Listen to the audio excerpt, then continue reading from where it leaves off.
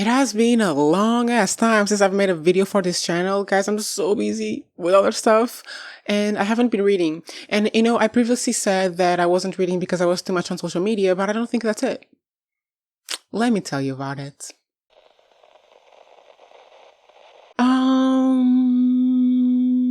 Oh, right. Hello, my name is Joe. The way that I don't even remember how to structure these booktube videos is funny, silly to me. But anyway, guys, my name is Joe. I still have not been reading much apart. Wait, give me a second. You're seeing my armpit. Apart from this, and I know what you're asking, girl, what the hell are those books? These are poetry editions. These are very special poetry editions. We have two types of poetry editions in these poetry editions. How many times can I say the words poetry editions? We have the red ones and the blue ones. Is one of the difference at this point? No. I have a lot of the red ones and some of the blue ones. But these poetry editions are edited and put together by one of the most brilliant writers in Portugal at this moment. Have I read a book by him? No. How do I know he's brilliant? Because he put these poetry collections together, okay? I have to read his books in the future, but as my tiny little reading slump is still going on, because I thought the electricity, how do you call that thing in English? The blackout. I thought the blackout had cured my reading slump. It did not. If you go to my page, there's a video about the blackout curing my reading slump. I was mistaken about that. So sorry. I did read a lot during the blackout. But anyway, the writer that put this together is absolutely brilliant, and I can't wait to read his books because I know I'm going to love them because I love these. These are this is the best poetry collection, like the best editions of poetry, of like collections of poems from Portuguese poets. These are all Portuguese poets. And what the dude does, as if I know him, what this writer does with his collections is he selects poems from each of their books, the ones that interest him or make sense for his collections. I've never watched any interview with him of him explaining his process, but this work is amazing. Like, the poets that he chooses are always good. Always. Every single one that I've bought are amazing. The poems of those poets that he chooses for these collections are amazing. And the books in themselves, like the collection, like the book individually, is amazing. So this is what I've been reading a lot. Every morning, sometimes in the afternoon, sometimes at night, sometimes the whole goddamn day.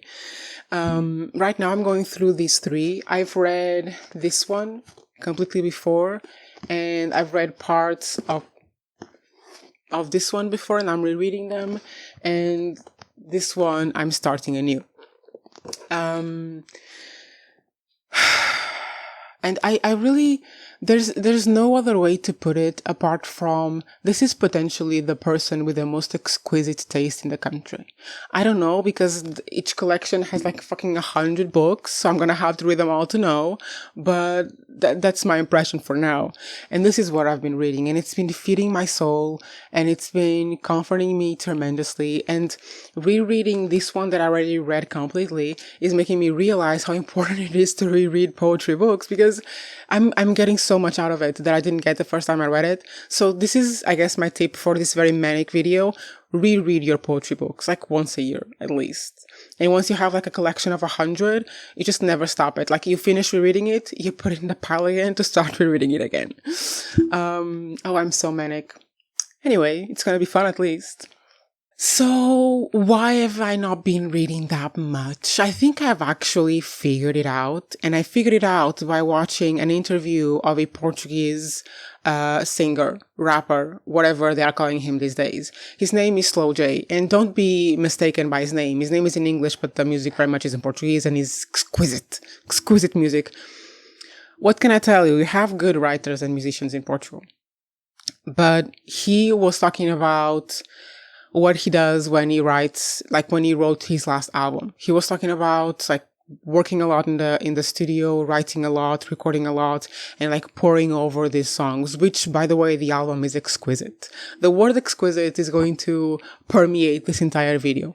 Welcome to my manic state. I'm not actually manic. I don't actually have a mental illness that would put me in a manic state. I'm just repeating this because someone commented that in a video on my main channel, and I thought it was really funny. So there you go. But I'm not actually manic. Like, let's not confuse being excited, energetic with an actual disorder. But anyway, in this interview, he was talking about the process of writing his album, recording his album, doing the, how do you call it? The producing and everything. And the interviewer asked him, okay, so what music do you listen to when you're recording? Like, what are you listening? Are you listening things that influence your style in the album? Are you listening to something completely different? Are you listening to classics, to new releases? Like, what do you listen to when you are writing and recording your own album? And he said, almost nothing. And I was like, what? Slow? What? And he said that he doesn't listen to a lot of stuff because that's his work. So he does so much of it at work that then when he relaxes and gets time to relax, he doesn't listen to that much, that he listens a lot more to music while he's not actively working on his own stuff. And that made kind of sense to me because you know what I've been doing so much this past few months? Writing. I've been saying this for a while. The writing frenzy, it's not really a frenzy. I'm not writing, all day, every day, but I'm writing a lot. And I think that's maybe one of the reasons why I don't read as much. Because I don't know if you guys have heard about this, but there's this advice, very popular advice, that is, they go something like, when you can't write, read. So when you feel like you don't have inspiration, or when you feel like you're stuck with something, or when you feel like you can't put anything on a page, or when you open up a notebook and it's just a blank page the whole day, then you need to read. But I haven't, no, that's not me. Like, I open up the page and I write a lot. I don't know if you guys are up to date with what I've been writing recently, but I was working on a 12,000 words short story. It's a long short story. And I just finished a while ago, a little bit ago. The 6th draft is the first time I typed it on my computer, and it's really, really taken shape. I don't love it. I love the potential that I have for it, but it needs a lot of work before I can even think of submitting it somewhere.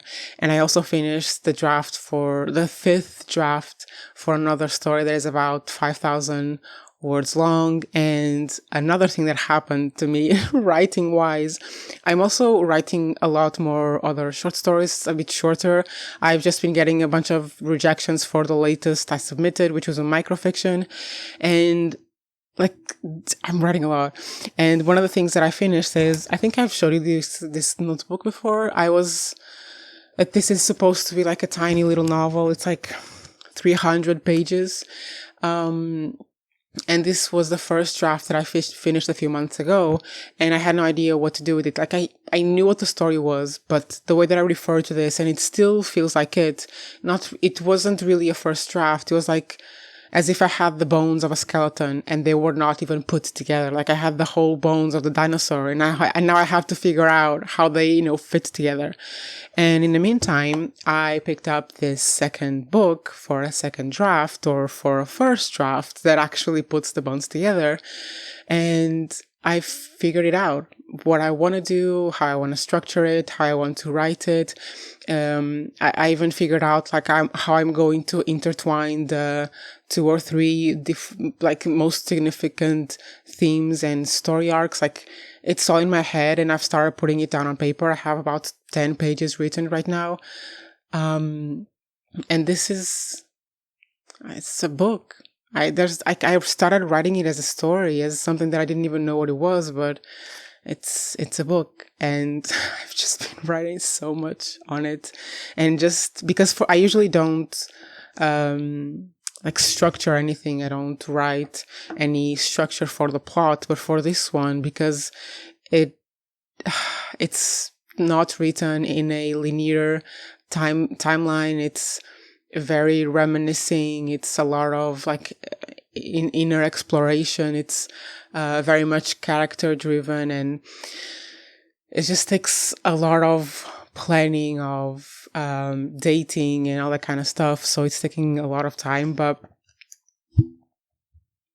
yeah, I think this is why I'm in a reading slump. I'm writing too much, and it just feels so fucking good. It's so fun. Like I never really thought this was going to happen, because when I started writing as a child, it was very much that situation of I don't have anyone else to tell this to, so I'm going to write it on my diary. And then I started writing stories, and things stopped being very centered on myself and started being centered on the story and whichever character and whichever narrator. And it's just so fun. Like, I don't know if you guys have this one activity that you do, or a couple of them, where it doesn't matter how much you do it or for how long or like how consuming it may be. It's just always so much fun. Like, I don't have one writing session where I am not having fun. How is that possible? Like, how? And do you know what it reminds me? It reminds me of that one quote that I don't know who the hell said it, that said, find whatever it is that you love to do and do it for the rest of your life. And I think, I don't know, maybe I'm jinxing it, but I think this is it.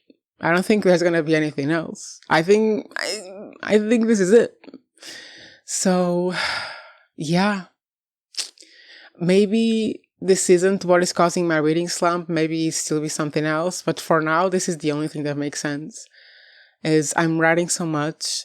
I'm living so much inside my own stories. Like, I don't know how they come to me, but sometimes like I very much have that very ridiculous, cheesy thing of those goddamn characters just come to me and they start existing in my head, and then I start writing them, and it's when I start writing them that I start having some like say in what they do and how their stories go. But like, it's happening all the time that I just have an idea for like a couple characters in some world and with a specific voice for the narration, and I just write it. Sometimes I just write 1 page or 2 pages, and then I leave it there, and a few months later I come back to it and I'm like, oh, I know what to do with this.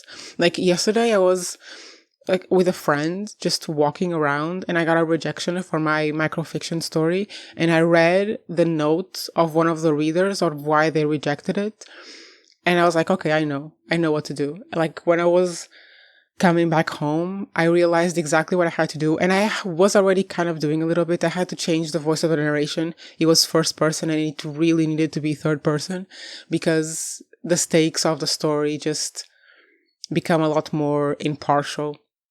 And I feel like the message passes a lot more if it isn't the first person narration. And after that little change that I had made myself, and now with this feedback from the reader, it's just, I know what to do, you know? And it's just that fun. But anyway, you guys, I really don't have anything to say in this video. I just wanted to make it because if you're not aware, I'm currently in my main channel going in less than a day, going to be watching the finale of The Handmaid's Tale and reviewing it and exploring everyone's feelings about it. It's just going to be so much fun. For sure, I'm not going to write anything tomorrow because I will be delving into The Handmaid's Tale world.